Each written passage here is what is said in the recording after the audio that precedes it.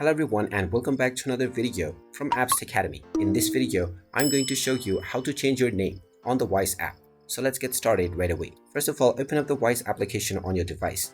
And if you haven't logged into your account already, go ahead and use your credentials or your biometrics. After logging in, you will end up within the home page, from which if you wish to change your name, then tap on the account icon at the top left corner. Now tap on the personal details option and this will take you into your personal details page where you will be allowed to edit your name. Simply tap on your first name box and then enter your desired name, and then tap on the last name box as well and enter your last name. After entering both your first and your last name, you can tap on the save button at the bottom and your changes will be saved to your account right away after entering your password to verify your identity. And there you have it. That is how you can change your name on the Wise app. If you find this video helpful, make sure you hit that like button and subscribe to our channel if you haven't done so already. Also ring that notification bell to never miss another update from us. Thank you for watching and I will see you again in the next video.